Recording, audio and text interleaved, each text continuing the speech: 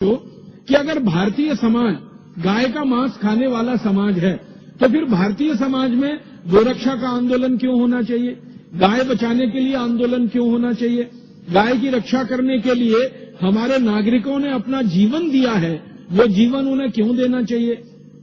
हमारे इतिहास में तो एक बहुत बड़ा उदाहरण मिलता है अमर शहीद मंगल पांडे का, जिन्होंने गोरक्षा से आंदोलन की शुरुआत की और देश की आजादी का आंदोलन वो बन गया पूरे भारतवर्ष में, और उसने आग लगा दी पूरे देश को। आप जानते हैं अमर शहीद मंगल पांडे को फांसी हुई थी तो सवाल तो गाय की रक्षा का था।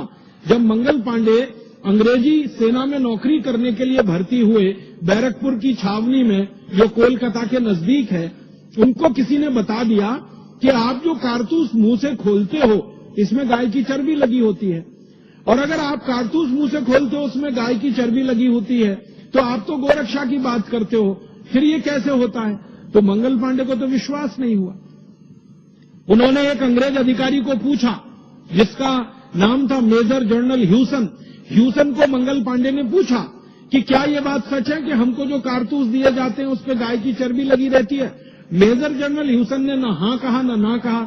मंगल पांडे ने फिर पूछा, फिर उत्तर नहीं मिला तो उनको गुस्सा आ गया और उनके हाथ में जो बंदूक थी, राइफल थी, उसको उन्होंने चला दिया और ह्यूसन को मार डाला। ह्यूसन की हत्या हो गई। और ये काम मंगल पांडे ने बहुत सोच समझ के किया था, पूरे होशो हवास में किया था और विवेक के साथ किया था। और ये घटना घटित हुई, आप जानते हैं 29 अप्रैल 1857 को मंगल पांडे को गिरफ्तार करके फिर उनके ऊपर मुकदमा चला।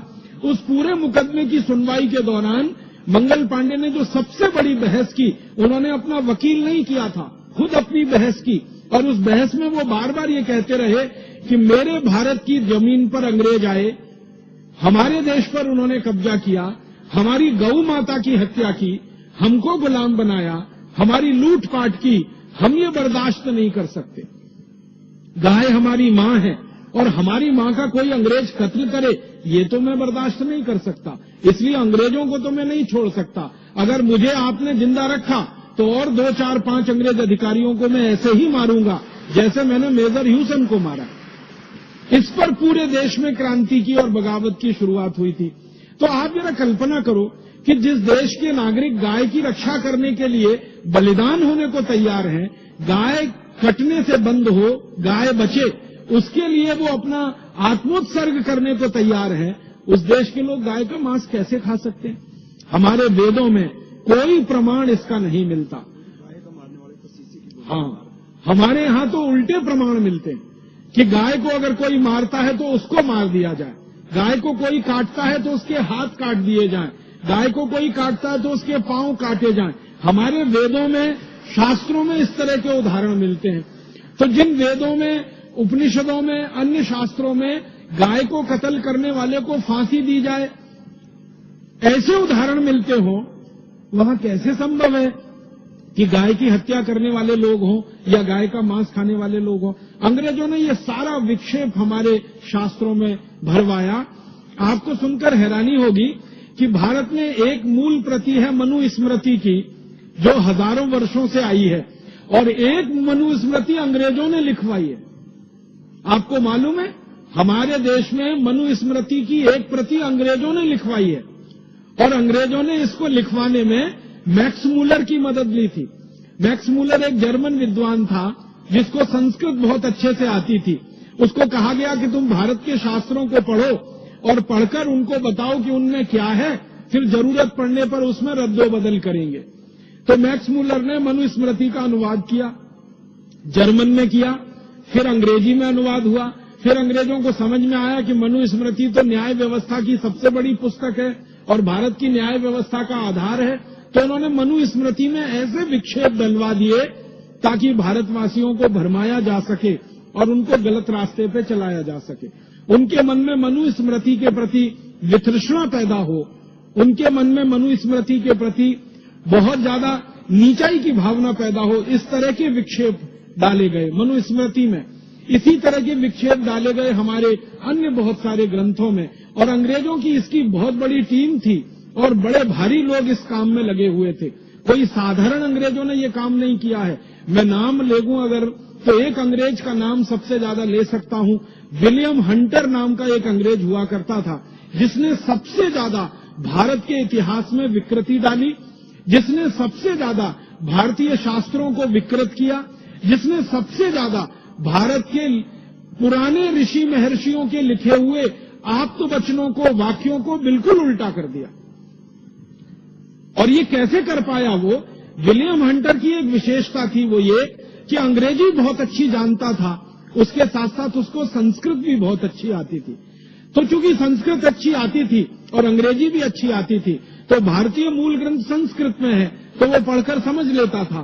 फिर अंग्रेजी में कहां कहां विकृति करके उसको फिर से बनाना है, आसानी से वो कर लेता था।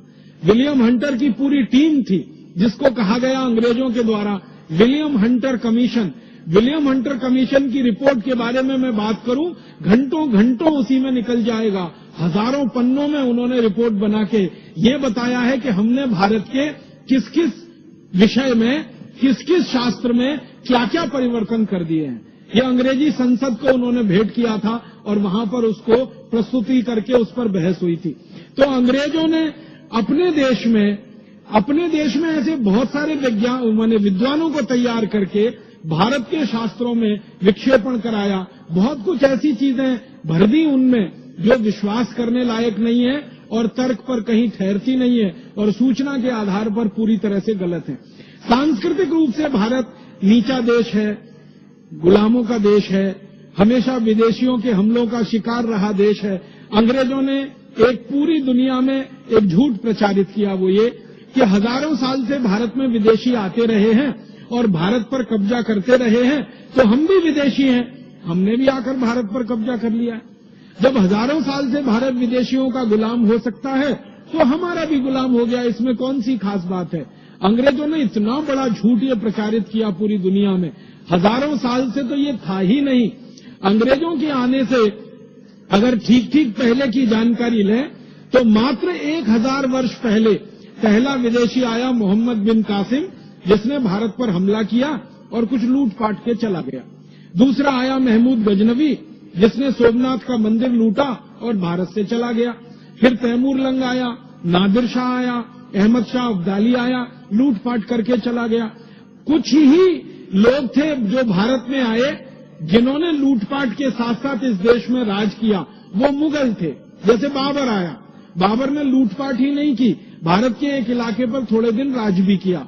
फिर बाबर के पुत्रों ने किया, फिर उनके पुत्रों ने किया। ये एक समय है 300 वर्ष का, इसको हम एक खास नजरिए से देखें तो अंग्रेजों का ये झूठ बिल्कुल समझ में आता है कि हजारों साल से भारत विदेशियों का गुलाम रहा, कभी भी नहीं रहा। इसके उल्टे अंग्रेज हजारों साल विदेशियों के गुलाम रहे, इसके प्रमाण तो पूरी दुनिया के सामने।